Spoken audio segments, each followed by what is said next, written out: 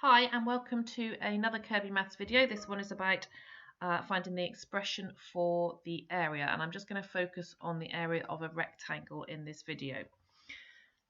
Before we begin then, just a reminder that the area of a rectangle is found by multiplying the length by the width of a rectangle.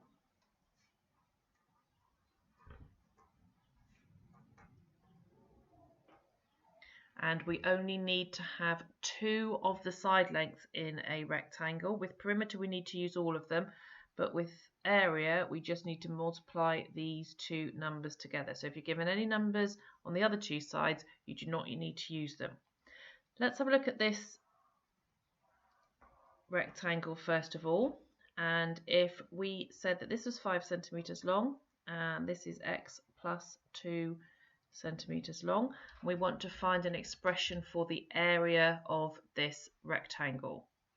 We need to multiply the two sides together, so we're going to do 5 times x plus 2. Now if I write it out like this, 5 times x plus 2, and I was using BIDMath, then BIDMath would tell me that I needed to do the multiplication first, but I don't want to do the multiplication first.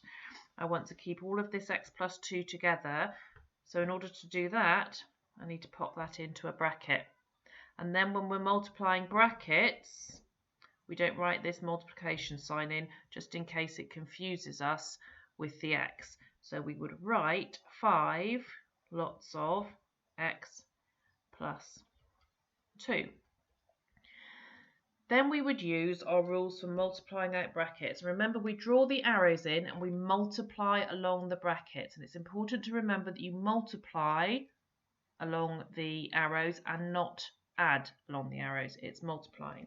So we're going to do 5 times x, which we write as 5x.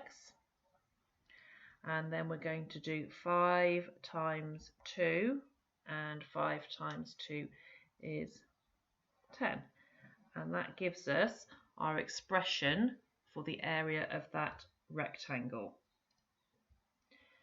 Let's have a look at another one. This time we've got two lots of algebra. We've got x plus 3 as the length and x as the width. We're going to multiply these two together. So we're going to jump straight in and put it in this bracket form. So we've got x times x plus 3, and we would write that as x bracket x plus 3, and then we would use our multiplying out arrows.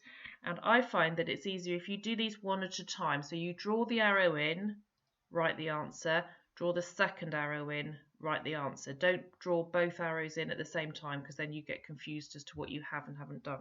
So first of all, I'm doing x times x. Now when you times a number by itself it becomes squared, so x times x gives me x squared, and then the second arrow I draw that in, I'm doing x times 3, or 3 lots of x, and we would write that as 3x.